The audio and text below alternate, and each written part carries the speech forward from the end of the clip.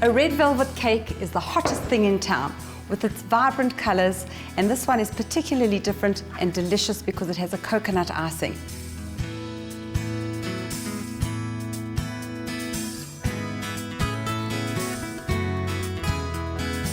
So we want to start by softening some butter and caster sugar. The caster sugar just softens and dissolves a little bit quicker. Make sure your butter isn't too hard so that it creams beautifully. We want to add the eggs one at a time so that they incorporate really well.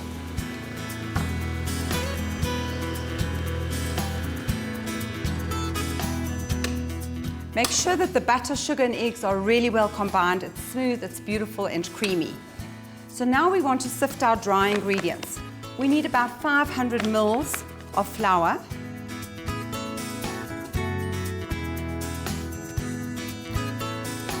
We sift with about 2 tablespoons of cocoa and a pinch of salt.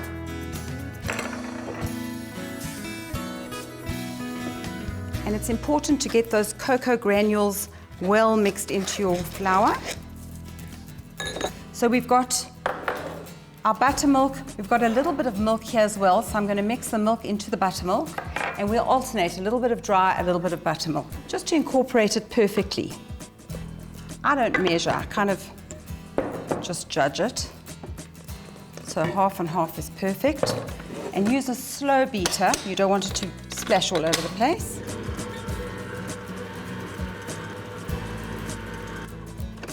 So it's just to combine some more dry and your wet. We want to make sure that we get all that buttermilk out.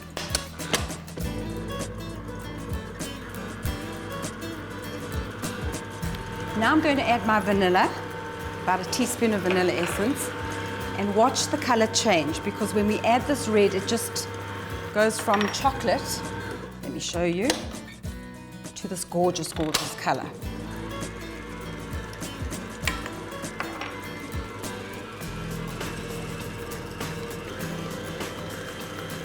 It's quite amazing how it just becomes red from brown. Isn't that color beautiful? So the last thing to do is to dissolve the bicarb in some white vinegar, and that gives us the reaction with the buttermilk, which causes the beautiful rising.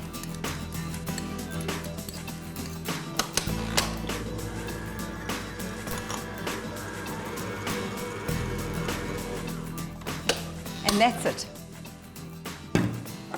I've already prepared 3 cake tins, and I've lined them with a little bit of baking paper. Makes it easier just to get them out. So we want to divide this mixture 3 ways. Spread them evenly into the tins. And if you spray the paper, it won't move around when you're spreading. So it really secures it on the bottom of the tin. Spread it very smoothly.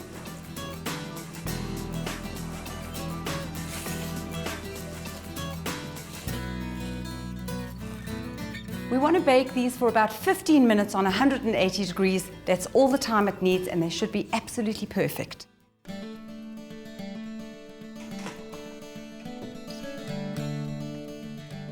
While the cakes are baking, let's make the icing, which is more of a coconut cream. It's a little bit different, but absolutely delicious. So we want to heat some milk, about 1/4 cup of flour, and you need to whisk all the time so that you get rid of any lumps.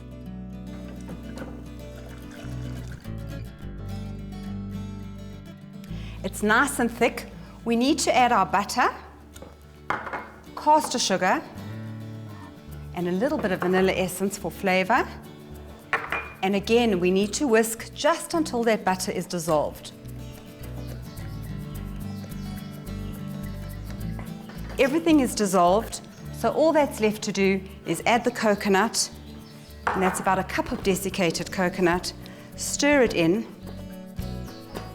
and it's so easy. Now we just need to cool it. So I'm going to put it in a bowl to put it in the fridge so that it sets quite well, so it spreads nicely on top of the cake.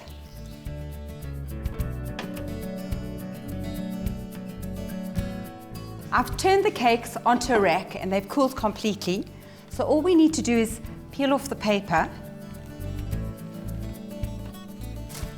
They're quite firm, so it's easy to pick them up and put them straight onto the platter that you're going to serve from. It makes it easier than lifting the whole cake when it's finished. A little bit of coconut cream between each layer.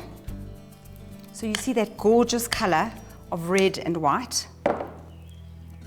And spread it so that it just comes to the edge, but not quite, because as we put each layer on top, it's going to start oozing.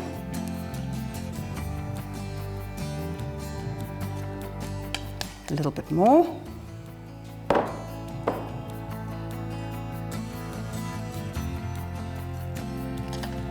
Give it a lot of icing to finish it off. Some beautiful rose petals, just give it that final touch.